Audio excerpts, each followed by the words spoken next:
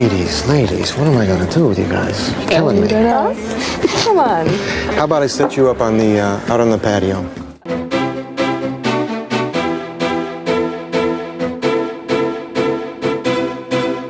Richard Gere est un acteur et producteur de films talentueux d'Hollywood, bouddhiste et activiste social. Il est souvent considéré comme chanceux et chouchou de la fortune, mais si l'on y regarde de plus près, on découvre une personnalité d'envergure, un altruiste et un homme qui a cheminé pendant des années vers son propre épanouissement. Nous avons préparé cette vidéo pour vous permettre de le découvrir de plus près.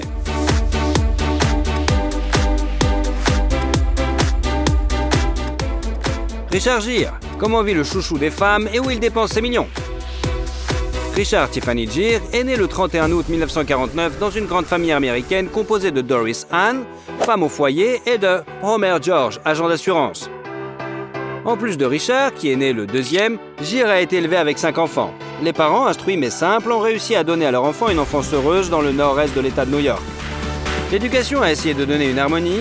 Il y avait de la place et de la communication avec la nature, parce que la famille vivait dans une petite ville rurale où il y avait de la créativité et des sports. Le futur acteur fait de son mieux pour apprendre à jouer de la guitare, brille dans le club de théâtre de l'école et pratique la gymnastique. Après avoir reçu une bourse sportive après l'école, il entre à l'université de Massachusetts pour étudier la philosophie et la mise en scène. À l'époque, il rêvait de devenir un musicien professionnel et se voyait comme un trompettisme de renommée mondiale.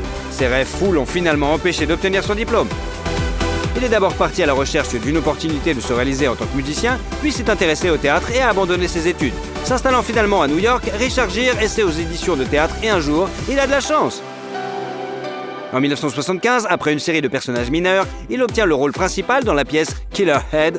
Sur scène, il a tout le temps les yeux bandés, jouant un meurtrier condamné à mort, ce qui fait le jeu du jeune acteur. À l'époque, il était extrêmement enfermé et souvent chuchoté, ce qui nuisait à son talent.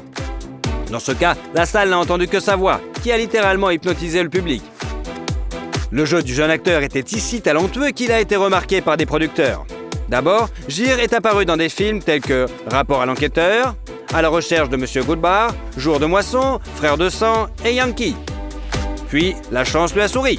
Du rôle principal dans le film American Gigolo, a refusé Hollywood Beau John Travolta, et le travail est allé à Gere avec une rémunération de 35 000 $. Grâce à ce rôle, il devient instantanément le favori d'une armée de fans féminines. Un rôle non moins important dans ce rôle a joué le fait que l'acteur a dû tourner dans certaines scènes totalement nu. Pour lui, c'est fixé l'image de la coqueluche et le rôle du héros amant, qui avec le temps a commencé à le traîner. 2 ans plus tard, Richard se voit offrir le rôle principal et encore une fois, ironiquement, celui que Travolta avait refusé.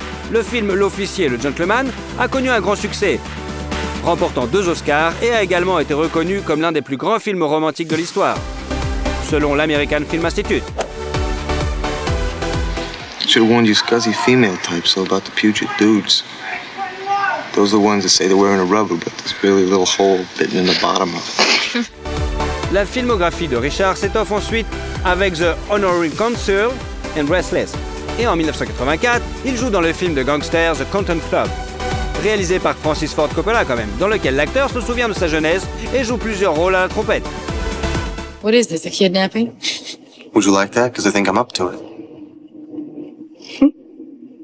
You do move me. I don't know why, but you do move me. In unusual places. Étonnamment, avec cette distribution brillante, un réalisateur vénérable et une série de prix prestigieux, le film échoue au box-office. Cela n'a pas empêché Richard Gere de toucher 2 millions de $, pour son rôle. On suivit le film historique King David, le drame Power, le film d'action Miles from Home, le thriller No Mercy, qui a fait 1 500 000 $, et Internal Affair. La véritable célébrité est venue à Gere alors qu'il approchait du cap des 40 ans, dans Pretty Woman, qui a été conçu à l'origine comme un drame. Richard ne voulait pas jouer de façon catégorique. Il n'a pas aimé le scénario, puis a changé au point d'être méconnaissable, ennuyé par le rôle, qui parasitait son rôle de héros amant. Mais son agent l'a convaincu d'aller voir l'actrice choisie pour le rôle principal, et là, il rencontra Julia Roberts. Did you really say $100 an hour? Yeah. Yeah. Well, if you don't have any prior engagements, I'd be very pleased if you would accompany me into the hotel. Avec un investissement de 14 millions de dollars dans la production, les recettes mondiales se sont élevées à 463 millions de dollars. Peut-être la raison de la chimie qui s'est créée sur le plateau entre les interprètes des rôles principaux est-elle due au fait que pour obtenir une fin heureuse, les scénaristes ont dû réécrire l'image finale. Au final, ça a été une fin complètement différente, qui a fini sur une fin heureuse et amoureuse. Dans l'histoire originale, l'homme riche poussait la fille hors de la voiture en lui jetant de l'argent. C'est là que le film était censé se terminer. Gere lui-même n'aime pas Pretty Woman pour de nombreuses raisons, et l'a souligné dans des interviews. Il a donc été très heureux de l'offre du maître du cinéma japonais, Akira Kurosawa, qui lui a donné un petit rôle dans le film anti-guerre Rhapsody in August. Sur le plateau, Richard Gere a dû parler en japonais qu'il ne connaissait pas. Les répliques ont été apprises par cœur. Le maestro était très inquiet de ne pas pouvoir payer le travail d'une star hollywoodienne, mais Gere lui a assuré qu'il jouerait gratuitement. Finalement, le réalisateur lui a versé une somme symbolique et a également payé le billet d'avion de Gere et proposé d'acheter un billet pour ses amis, s'ils veulent se rendre au Japon. Son amie, par exemple, était Cindy Crawford, qui était déjà sa femme depuis 1 an. L'un des plus beaux couples de l'époque s'est formé en 1988 et en 1991, le mariage officiel a eu lieu à Las Vegas. La cérémonie était plutôt discrète, il n'y avait que 4 témoins et les bagues que les jeunes mariés ont échangées. Ils les ont fait fabriquer eux-mêmes avec du papier d'aluminium provoquant de bonbons à mâcher. Beaucoup de gens pensent que le mariage à Vegas est un mauvais signe et peut-être qu'il y a eu du vrai là-dedans, car en 1995, le couple a divorcé. Gere et Crawford ont choisi de ne pas faire de cet événement une tragédie ou un spectacle. Tout s'est terminé rapidement et calmement, puis chacun a suivi sa propre voie. Le voyage de Gere à cette époque l'a conduit au Tibet. Il a rencontré le Dalai Lama et a failli devenir moine. Mais l'acteur avait une vie et une énergie qui ne cadraient pas avec ce genre de vie. Dès lors, il sympathise avec le Tibet et éprouve de l'empathie pour lui. Richard a commencé à parler avec passion de la situation critique de la région partout où il pouvait. Lors d'un rassemblement politique, il se déchaîne complètement en promettant de combattre les Chinois seuls si le Tibet n'était pas protégé. Le discours provoque un murmure dans la salle et seule une femme trouve la force de réduire ce pathos à une blague. Il s'agit de l'actrice américaine Carey Lowell, la célèbre Bond girl du film License to Kill. Très vite, Lowell devient la seconde épouse de Gere. En 2000, le couple a eu un fils qu'ils ont nommé d'après le nom de ses grands-pères, Homer. Pendant ce temps, la carrière cinématographique de Richard Gere se développe. Il apparaît dans des films tels que Final Analysis, And the Bond Play On, Mr. Jones, First Night, Red Corner, Primal Fear. Et dans le film détective Somersby et le drame Intersection, où il a reçu 5 à 7 millions de dollars pour ses rôles dans le mélodrame. Et dans le film d'action The Jackal avec Bruce Willis. Cependant, le travail de couple n'a pas si bien fonctionné qu'ils ont juré de ne plus jamais tourner ensemble. Give over, Preston. Who you really looking for? A pro. Calls himself the Jackal. That fella. The mystery man. À propos, Gere aurait pu jouer un rôle majeur dans The Hard, qu'il a refusé pour une raison qu'on ne connaît pas. Après cela, ils ont voulu faire un nouveau film avec Richard Gere et Julia Roberts, qui s'appela Runaway Bride. Le film est un succès, rapportant 300 millions de dollars au box-office et rapportant 13 millions à Gere. Immédiatement après ce film, l'acteur a fait preuve d'un talent dramatique dans le rôle d'un homme riche qui se retrouve impuissant devant la maladie et la mort de sa bien-aimée. C'est le film Automne à New York, avec l'incomparable Winona Ryder dans le rôle de sa compagne. You've got the hiccups. Are you kidding? I would go with you in a heartbeat. You're fabulous. Yeah? But, uh-oh. Oh dear. It must be me. Puis vint le thriller déprimant The Mothman Prophecies et le drame Unfaithful, qui ressemble au rapporté à la banque 30 millions de dollars à l'acteur. Une autre œuvre de Gere a été le mélodrame du début des années Dr. T and the Woman sur le médecin gynécologue.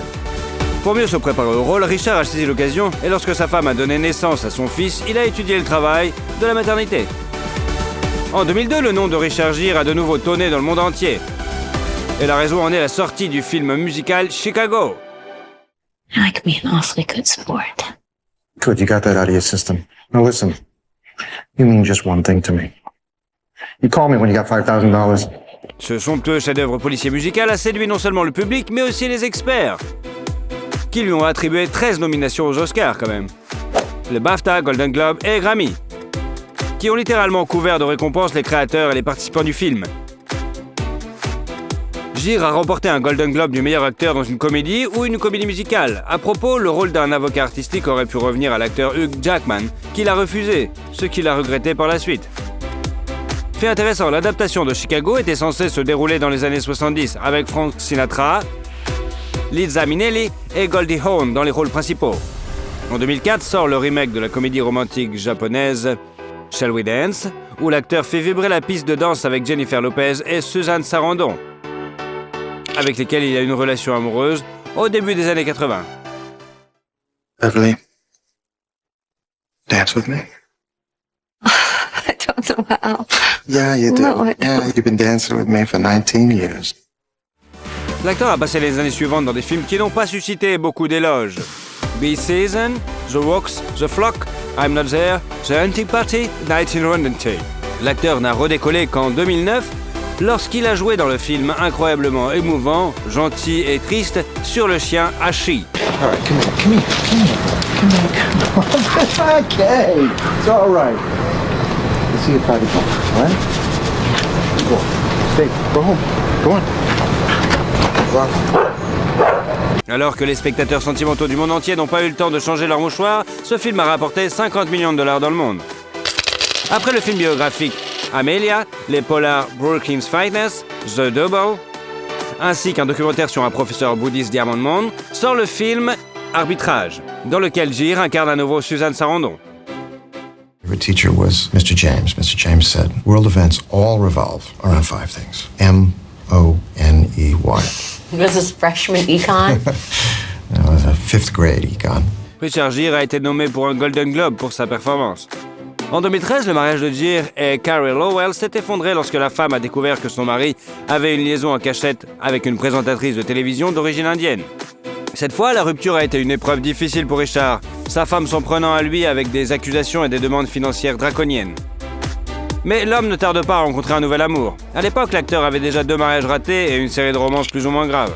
Sa passion a été diverses reprises. Uma Thurman, Kim Basinger, Priscilla Presley, Barbara Streisand, Diana Ross et une douzaine de beautés d'Hollywood. Mais il semble que Gere ait désormais mis un terme à sa quête. Lors de l'un des festivals du film, il a rencontré Alejandra Silva, une journaliste et la fille d'un ancien manager du club de football Real Madrid. La différence d'âge de 34 ans n'a rien gêné le renard argenté d'âge mûr, comme l'on le surnomme à Hollywood, pour son refus catégorique de se teindre une magnifique chevelure grise. Et 3 ans plus tard, il a conduit son élu à l'hôtel. La modeste célébration a eu lieu en 2018 à New York et a réuni qu'un cercle d'amis les plus proches du couple.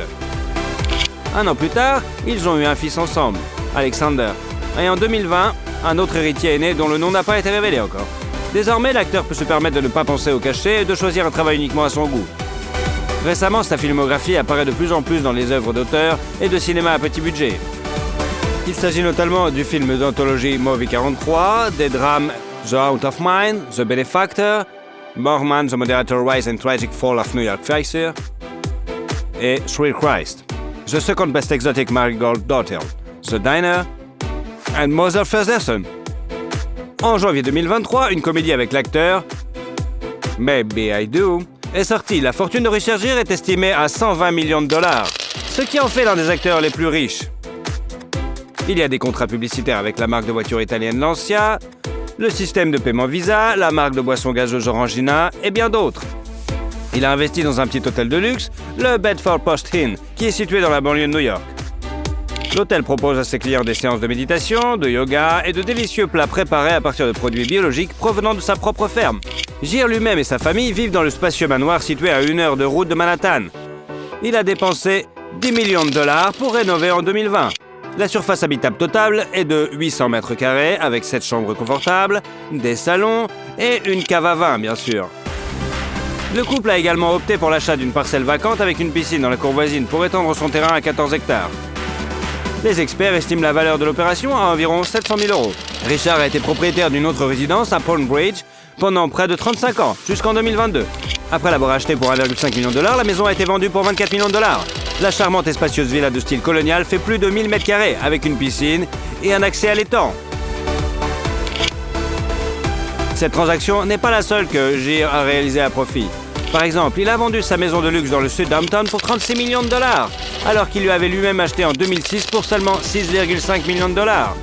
Richard Gere possède également des biens immobiliers urbains. Depuis 2016, il possède un appartement dans le quartier de Gramercy Park à New York pour un peu plus de 2 millions de dollars. L'appartement se compose de 2 chambres et d'un salon que l'acteur a rénové et meublé à sa guise. On sait que son ami l'acteur et présentateur de télévision Jimmy Fallon l'a persuadé de faire cet achat. Avant 2011, Gere avait un autre appartement qu'il possédait pendant plus de 20 ans et vendu pour 2,6 millions de dollars. Maintenant, l'appartement spacieux et lumineux peut être loué à n'importe qui pour 20 000 dollars par mois. Richard Gere est un bouddhiste convaincu et un croyant de toujours. C'est un combattant acharné de la justice et un participant du rétablissement de la paix. Outre son combat pour la liberté du Tibet, qui lui a valu une interdiction à vie d'entrée en Chine, il a également travaillé sur les questions d'environnement, de santé et de droits de l'homme et a soutenu de nombreuses missions humanitaires internationales. L'actualité l'a également mis en colère. Il a même vendu l'une de ses voitures aux enchères pour en reverser le produit à des organisations caritatives aidant les victimes de la guerre en Ukraine. En 1999, le cabriolet Jaguar XK8 est passé sous le marteau pour 31 000 dollars. Cette belle voiture a une transmission automatique à 5 vitesses et un moteur de 4 litres de cylindrée. Au moment de la vente, le kilométrage était de 50 000 km. Normalement, l'acteur a été vu au volant d'une Audi RS6. À son âge, Richard Gere avait tout ce dont on pouvait rêver. 3 fils, une femme aimée et aimante, la gloire et la fortune.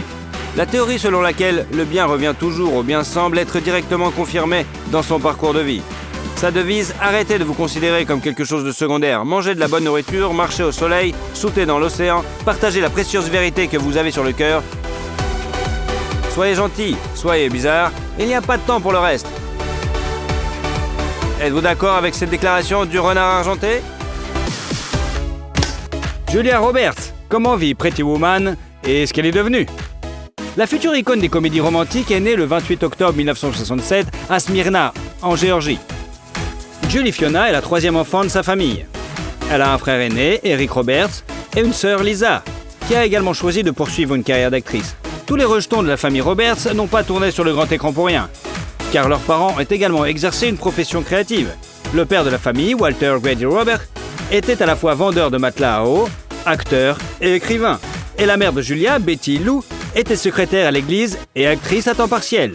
Tous les deux dirigeaient une école d'art dramatique et étaient en grande difficulté financière au moment de l'arrivée du bébé. Par coïncidence, leur école était fréquentée par les enfants de Martin Luther King.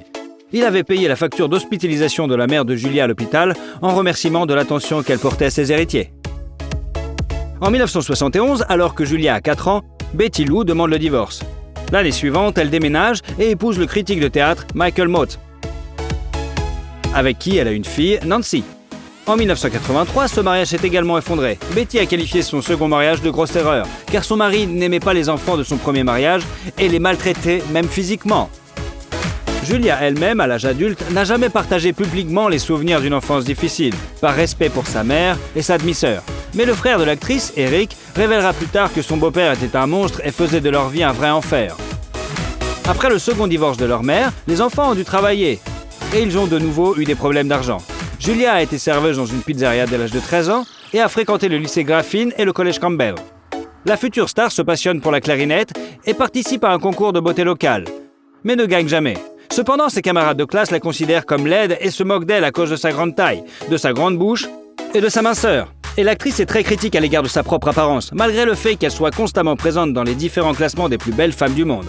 Roberts dit qu'elle a des jambes de sauterelle, des dents de cheval et de la paille à la place des cheveux. En même temps, elle est une opposante à la chirurgie plastique et n'aime pas le maquillage ni les vêtements tape à l'œil. Le fait qu'elle soit devenue actrice a un grand rôle joué pour son frère Eric. Des succès d'acteurs qui ont tellement impressionné la jeune Julia qu'elle a même commencé à participer à des productions amateurs. Mais au départ, la jeune fille voulait être vétérinaire, car elle aimait beaucoup les animaux. Après l'école, Julia est allée à l'université d'État de Géorgie et a déménagé à New York pour rejoindre sa sœur et s'essayer à la comédie.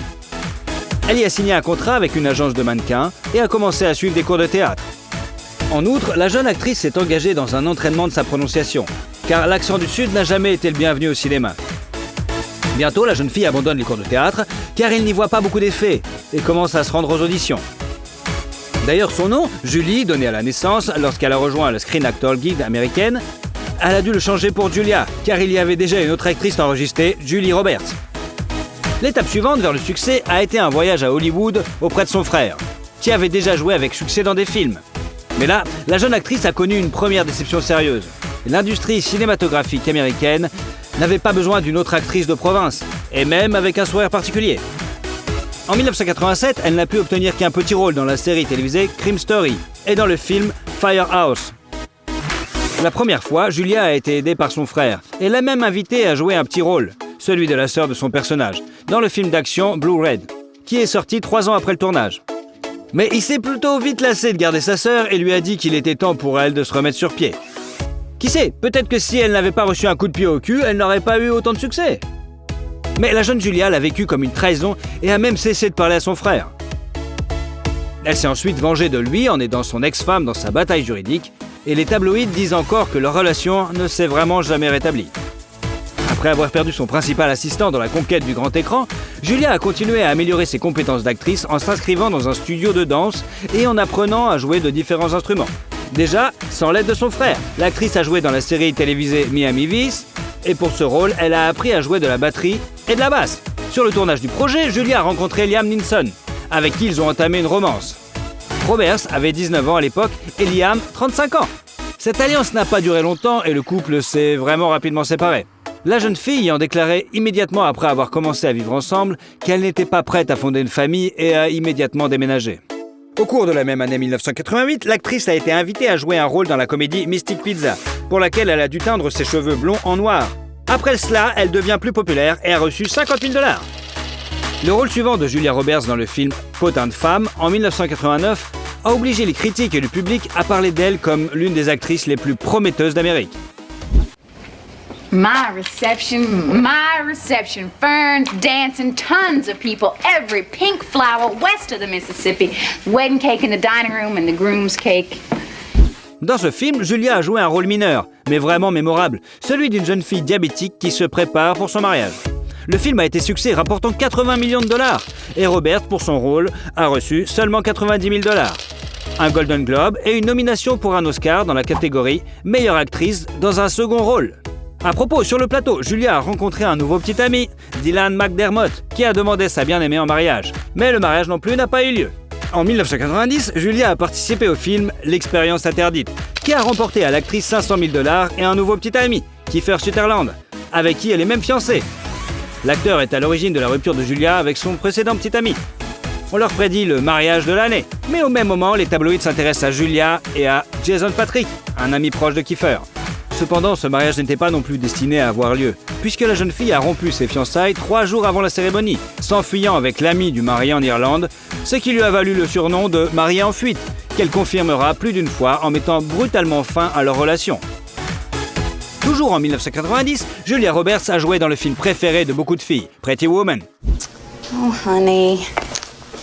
You know what's happened? I've got a runner in my pantyhose. I'm not wearing pantyhose. C'est l'une des comédies romantiques les plus célèbres et elle est devenue un classique intemporel. Le titre original du film était 3 000 $, parce que c'était le montant que le personnage principal avait négocié. Le personnage principal, Vivian, joué par Julia, était censé être une droguée et mourir d'une overdose à la fin du film dans un scénario, ou aller à Disneyland avec une petite amie dans une autre fin. Mais le réalisateur a retravaillé toutes les scènes sinistres et a ajouté une fin heureuse. Pendant la préparation du tournage, Julia était tout le temps avec Jerry Marshall, la femme du réalisateur qui dirigeait une clinique gratuite sur Hollywood Boulevard, afin d'apprendre à agir comme Vivian. Il est intéressant de noter que lors du tournage d'une scène intime avec Richard Gere, la jeune actrice était si nerveuse qu'une veine est apparue sur son front. Cela était visible dans le plan, si bien que le réalisateur et Gere ont dû masser le front de l'actrice. Et dans la scène où l'héroïne regarde de vieilles comédies, ils ont dû chatouiller les talons de Julia pour obtenir un véritable rire de l'actrice. Le chien de Julia, qui n'a pas apprécié la scène romantique entre sa maîtresse et Gere, y a tourné et aboyé. La scène a dû être reprise plusieurs fois. De plus, les acteurs avaient un emploi du temps super chargé et Roberts n'avait pas le temps de manger. À la fin, elle est tombée malade et s'est évanouie. C'est là que Marshall l'a encore aidée en donnant du ton à l'actrice. Autre fin amusante, l'affiche de Pretty Woman représente Julia uniquement de la tête et son corps appartient à une doublure. Apparemment, Roberts n'a pas eu le temps de faire les affiches. Pretty Woman a été un énorme succès dans le monde entier. Et bien que les critiques aient traité le film un peu froidement, il a rapporté aux États-Unis environ 180 millions $, apportant à Roberts une deuxième nomination pour l'Oscar de la meilleure actrice et une deuxième statuette du Golden Globes. Les revenus de l'actrice pour le film se sont élevés à 300 000 $. Le succès de Roberts a fait d'elle une véritable star de cinéma et a augmenté ses honoraires. En 1991, l'année du thriller Les Nuits avec mon ennemi, pour la participation duquel elle a été payée $1 million, faisant de Julia, à 23 ans, la plus jeune actrice à avoir reçu un cachet à 7 chiffres. Listen, there's only one more thing I'm gonna ask. Only one thing I wanna know. Do you have a name? La même année est sorti le film Le choix d'aimer, dans lequel Julia avait les cheveux longs et un cachet de $3 millions. Et le conte de Peter Pan, Hook, pour lequel l'actrice a été payée $7 millions. Puis l'actrice a eu une brève aventure avec James Foley. Les années suivantes, l'actrice a joué dans le film The Player et a apporté à Roberts un thriller de $8 millions, l'affaire Pélican. You mean you skipped class and ignored me for a week and now you're throwing it away? Let me see it. Don't laugh. It was ludicrous of me to think that I could solve it. Le personnage de Darby Shaw a été écrit spécialement pour Julia Roberts et elle a immédiatement accepté le rôle après avoir lu le livre. Dans le même 93, Julia a même proposé d'épouser le chanteur de country Lil Lovett, qu'elle n'avait rencontré que quelques semaines auparavant. Ce mariage a lieu, mais les amoureux ne vivent ensemble que de 2 ans, puis divorcent pacifiquement de sa propre initiative. L'œuvre suivante de l'actrice est le film d'action avec des éléments de mélodrame et de comédie Les Complices, en 1994. Il est intéressant de noter que dans le film, la protagoniste plaisante sur Sabrina. Le personnage de Roberts en disant qu'il a aimé l'article où elle incarne une prostituée, ce qui est une référence au film Pretty Woman. Au cours des années suivantes, Julia a joué dans les films Prêt-à-porter, Amour et mensonge, Tout le monde dit I love you, Michael Collins et Mary Valley, qui ont rapporté à l'actrice 8,5 millions d'euros. En 1996, Julia a participé à la célèbre série Friends, sur le tournage de laquelle elle a entamé une relation avec Matthew Perry. Mais comme l'acteur prenait des drogues, ce qui était inacceptable pour Julia, ils se sont rapidement séparés. Excuse me. Is your name Chandler? Yes, it is. Chandler Bing. Do you know me, or are you just really good at this game? I'm Susie Moss. Julia a vite retrouvé l'amour en la personne de l'acteur de Daniel Day-Lewis, avec qui elle allait jouer Shakespeare in Love. Ils se sont rencontrés plusieurs fois à Londres, mais lorsque l'acteur a refusé le rôle, leur relation a pris fin. Au cours des dernières années, l'actrice a eu des liaisons amoureuses avec Ethan Hawke et Pat Manokia, son entraîneur personnel, qui ont également pris fin rapidement. En 1997, seuls 2 films sont sortis, qui ont pesé de manière significative sur le porte-monnaie de Julia Roberts. Complot, avec un cachet de $11 millions, et rapportant à l'actrice $12 millions. Le mélodrame, Le mariage de mon meilleur ami. Pour les acteurs, d'ailleurs, pour ce film, Julia les a personnellement sélectionnés en prenant Cameron Diaz et Dermot Mulroney. Right off, I have this monstrous favor to ask you. Excuse me? My best friend Angelique shattered her pelvis line dancing in Abilene over spring break. Be my maid of honor? What? C'était une période exceptionnelle favorable pour Julia, dont les films étaient assurés de devenir des succès au box-office, et tout le monde la voulait pour le rôle principal. L'actrice a bientôt trouvé un nouveau fan. Il s'agit de Benjamin Bratt. Comme Julia l'a admis elle-même, elle est tombée amoureuse du beau brun au premier regard, en le voyant dans la rue. Le couple est ensemble depuis 4 ans et les médias l'ont même surnommé Monsieur Roberts. En 1998, l'actrice est apparue dans la série télévisée Murphy Brown et le film Ma meilleure amie. Et 1 an plus tard, dans un épisode de Law & Order. En général, l'année 99 a été riche en redevances et en films. L'actrice a joué avec Hugh Grant dans le mélodrame Notting Hill, qui a montré son talent d'improvisation. Une scène dans laquelle Anne, le personnage de Roberts, engueule un groupe d'hommes turbulents dans un restaurant ne figurait pas du tout dans le scénario. Coïncidence intéressante, le cachet de son personnage est égal à la somme versée à Julia elle-même pour jouer dans le film, $15 millions. Turn over 4 TRSs and tell them we need radar feedback before the KFTs return at 1900. Then inform the Pentagon we'll need Black Star cover from 1000 through 1215. And if you say one word about how many mistakes I made in that speech, I'll pelt you with olives. Pour ce travail, Julia a été nominée pour un Golden Globes. Au même moment, un autre film est sorti dans lequel l'actrice aurait joué son propre rôle, Just Married. I don't know. I frankly, I don't even want to talk about it. Me neither. Sur le plateau, Julia a travaillé avec un réalisateur qu'elle connaissait, Harry McCarlon. Il a aimé la grimace que Julia faisait aux ses petits-enfants, qu'il a inséré dans le cadre du film. Pour le tournage d'ailleurs, Julia a accepté à la condition qu'il s'agisse d'un film sans suite, car elle ne voulait pas jouer dans des suites. En 2000 sort le film qui devient un véritable triomphe pour Julia, Erin Brockovich. I'm doing this for us. I know it's hard for you to understand, but don't you want Mommy to be good at her job? Ce film a non seulement été un succès au box-office, mais a également valu à l'actrice un Oscar, un BAFTA et un 3e Golden Globe Awards, ainsi que le Screen Actor Guild Award. Un cachet sans précédent à l'époque, $20 millions, faisant de Julia la première actrice à franchir la barre des 20 millions. D'ailleurs, Julia est gauchère, ce qui n'est pas le cas de son personnage. L'actrice a donc eu quelques difficultés sur le plateau, par exemple pour la signature des papiers. On sait que lors de la cérémonie des Oscars, l'actrice est apparue dans une des robes les plus chères de l'événement, qui a coûté près de 100 millions. L'année suivante, sur le tournage de Le Mexicain, Julia rencontre son futur mari, Daniel Moder, un directeur de la photographie alors marié. Julia a été payée $5 millions pour le film. Suivent Ocean's 11 avec un cachet de 10 millions. You're 30 seconds late. I was about to send out a search. Hello, Tess. What are you doing here? Et Couple de stars, dans lequel Julia a abandonné le rôle principal au profit d'un mineur. Mais cela ne l'a pas empêché de gagner $15 millions. En 2002, Moder et Roberts sont mariés. Ce qui a surpris tout le monde. Il a même été dit que Roberts a payé une somme importante à l'ex-femme de Daniel pour qu'elle accepte d'accélérer le processus de divorce. On sait peu de choses sur la cérémonie de mariage. Julia portait une robe au contour rose et Moder une chemise jabot. L'actrice a ensuite admis qu'elle et Danny s'étaient fait tatouer les initiales de l'autre peu avant leur mariage, mais que les lettres avaient été placées là où personne ne les verrait jamais. Le couple s'est ensuite installé dans une luxueuse demeure de Malibu, d'une valeur de $9,5 millions, dotée d'un court de tennis. La même année, Julia a joué dans le film Full Frontal, The Great Champ, et dans le premier film de George Clooney, Confession d'un homme dangereux, dans lequel l'actrice a accepté de jouer par amitié pour la somme symbolique de $250 000. Le film suivant est sorti en 2003 et a rapporté à l'actrice pas moins de $25 millions.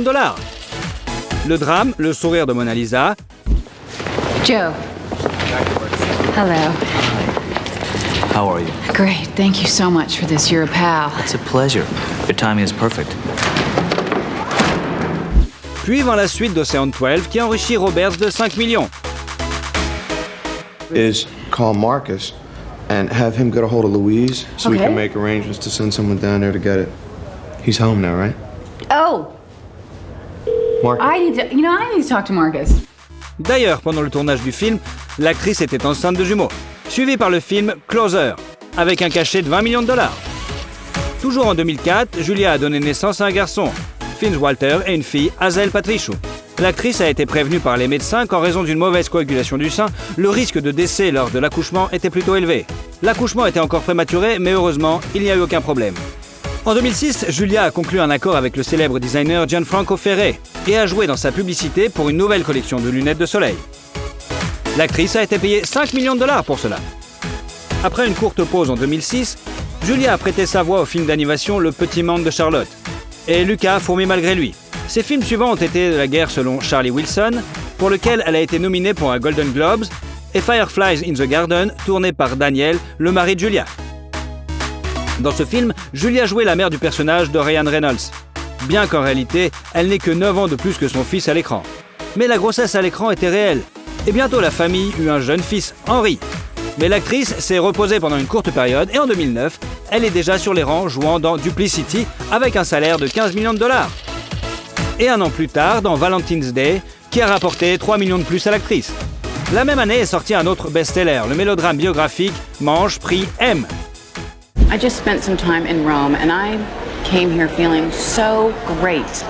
Now here I am at the source and I feel more disconnected than ever.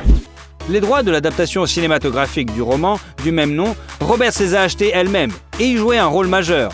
D'ailleurs, après le tournage, dans une interview, l'actrice a admis qu'elle est hindoue, comme son mari, et que toute la famille se rend périodiquement dans des temples hindous. La même année, une publicité pour la marque de café Lavazza mettant en scène Julia a été diffusée. L'actrice a été payée 1,2 million pour un rôle sans parole dans la vidéo de 45 secondes. Au même moment, Roberts a annoncé comme le visage de la marque Lancôme. l'actrice s'est vue offrir un contrat unique pour la compagnie. 5 ans de coopération et 50 millions de dollars. L'année suivante, l'actrice a joué dans la comédie romantique Amour, mariage et petit tracas et a joué dans le film de Tom Hanks Il n'est jamais trop tard. En 2012, elle a incarné la méchante reine dans le film fantastique familial Blanche-Neige. Bread is meat. Less is more. Blah, blah, blah. Commoners love a good metaphor. Just go sell it. Bread is meat. Au départ, Julia, comme elle l'a dit dans une interview, était à 1000% contre ce film et considérait que le tourner était une idée terrible. Mais après une rencontre avec le réal, elle a changé d'avis. L'actrice a déclaré que ses costumes étaient très lourds et qu'ils étaient trop difficiles à bouger. Elle s'est même froissé un muscle en se retournant trop rapidement et le tournage a dû être suspendu. De plus, les enfants de l'actrice se cachaient sous les volumineuses robes de Lobal. Mais entre deux prises, Julia a décidé de les emmener pour qu'ils n'entendent pas le discours de son personnage et ne soient surtout pas effrayés. Les enfants, bien qu'intéressés, n'ont pas eu droit au film tout de suite, afin que l'image de leur mère ne leur déplaise pas. D'ailleurs, la transformation de Julia en vieille sorcière, à la pomme empoisonnée, est restée un secret bien gardé jusqu'à la sortie du film. À cette époque, une tragédie survient dans la famille de l'actrice. Nancy, la sœur de Julia, meurt. La cause de la mort a été appelée abus de drogue. Et à côté du corps a été trouvée une note de suicide, dans laquelle Nancy, sur 3 pages, a décrit sa relation avec sa demi-sœur et accuse Julia d'être la cause du suicide. Elle reprochait à la belle-sœur le traumatisme mental qu'elle avait causé en se moquant de sa sœur à cause de son surpoids. En 2013, Julia a rejoint le programme caritatif de Gucci, qui se concentrait sur le problème de la fumée nocive respirée en cuisinant. L'actrice prévoit de remplacer les cuisinières défectueuses par des cuisinières en état de marche dans les régions pauvres d'Afrique. Un an plus tard, Julia devient le visage de Givenchy, apparaissant dans une nouvelle image peu familière, forte et résolue, sans style et presque sans maquillage. D'ailleurs, l'actrice préfère s'allonger pour se maquiller car elle estime que le résultat est plus naturel. Au cours des années suivantes, l'actrice a joué dans Août, un été à Osage Country, Normal Hair, Aux yeux de tous, Money Monster, Joyeuse fête des mères, qui a rapporté 3 millions de dollars à Julia, et le drame familial Wonder, avec un cachet de 6 millions de dollars. Open your eyes. No! You finished your thesis? Let's get drunk. En 2018, l'actrice a participé à la série Homecoming, pour laquelle elle a reçu 6 000 dollars supplémentaires, et au drame Ben is Back. En 2019, Julia est devenue le visage de la marque italienne Calzedonia et en 2020, Chopard a publié une vidéo promotionnelle pour la montre Happy Sport avec Julia dans laquelle elle danse avec insouciance et profite de la vie. La série dramatique Gaslit sur le scandale du Watergate et la comédie romantique Ticket to Paradise ont été lancées. Le drame The Friday Night Kitting Club, basé sur le livre du même nom de Kay Jacob, est actuellement en attente de sortie. En fait, Julia est la tricoteuse la plus célèbre d'Hollywood. Elle crée des motifs complexes et peut tricoter n'importe quoi, d'une écharpe à un manteau ou un sac. Elle a un atelier entier pour toutes sortes de travaux d'aiguille à la maison et emporte son fil avec elle lorsqu'elle est sur le plateau, afin de ne pas rester inactive pendant son temps libre. Il est intéressant de noter que pendant toutes les années où Julia a été mariée à Danny, on a prédit que leur mariage allait bientôt se briser. Par exemple, en 2018, l'actrice n'a pas été vue avec son mari pendant près de 9 mois. Mais les paparazzi ont tout de même réussi à attraper le couple alors qu'ils se promenaient sur la plage. Et après, l'actrice elle-même a partagé des mignonnes photos de famille avec ses followers. Le couple a célébré son 19e anniversaire de mariage en 2019. À cette occasion, l'actrice a partagé une photo qui montre que les sentiments ne se sont pas estompés avec les années. L'actrice de 54 ans joue moins ces derniers temps et a même déclaré qu'en raison de son expérience de la vie, elle ne tournera plus de films romantiques. Elle passe beaucoup de temps avec ses proches dans un ranch au Nouveau-Mexique, où se trouve une maison de 750 mètres carrés. Julia possède une petite ferme où elle élève des poulets et ne propose que des fruits et légumes biologiques sur sa table. La star s'occupe également du jardin et sait même conduire un tracteur. La star souligne que sa famille passe avant tout. La famille essaie de protéger autant que possible ses enfants des journalistes. Cette année, les jumeaux ont eu 17 ans et en l'honneur de cet événement, les heureux parents ont partagé des photos rares de leurs enfants. Aujourd'hui, le capital de Julia Roberts est de 250 millions de dollars. Et chaque année, elle gagne de 20 à 30 millions dans les films et la publicité. Le célèbre sourire de l'actrice serait assuré pour 30 millions. L'actrice préfère investir l'argent dans l'immobilier. À différentes époques, elle a acheté plusieurs maisons, une à Hawaï. L'une d'elles a été vendue avec une remise de 50% pour 16,2 millions de dollars. Une autre, avec vue sur l'océan Pacifique, a également été vendue pour 17 millions. Une autre de ces maisons, blanche comme neige, auquel Julia a décidé de dire adieu, située à Manhattan, une propriété de 609 mètres carrés, avec vue sur la ville de New York, s'est vendue pour 4,5 millions de dollars. Julia possède également une maison à Malibu, qu'elle loue pour 10 500 dollars par mois. À l'intérieur, les murs et les plafonds en bois sont peints en blanc, ce qui, avec les grandes fenêtres, crée une sensation d'espace. Et l'actrice a vendu une autre maison dans un style ranch confortable pour 8 millions de dollars. En 2020, l'actrice a acheté une maison de 5 étages à San Francisco, construite en 1907 et rénovée. Le manoir comprend 5 chambres, 4 salles de bain, un bureau, une cuisine moderne, une salle à manger et plusieurs coins salons. Il y a quelques années, Julia a acheté une maison avec un skatepark pour ses enfants à côté de leur manoir principal de Malibu. La célébrité possède également une Mercedes GL 320 CDI et une Toyota hybride. Et l'année dernière, une Rolls-Royce de 33 ans, qui appartenait à l'actrice, a été mise en vente au Kazakhstan. Le fait que Julia Roberts soit propriétaire de la voiture a fait grimper son prix jusqu'à 7 millions de dollars, alors qu'elle n'en valait pas plus que 2. Aujourd'hui, la popularité de Julia ainsi que le montant des redevances ne faiblit pas. Elle est toujours demandée, bien qu'elle n'essaie pas de tourner trop souvent. Alors, aimez-vous Pretty Woman, Julia Roberts ? Et surtout, si vous aimez la vidéo, mettez un like. Et comme ça, vous suivrez toutes nos autres vidéos. Allez, à bientôt !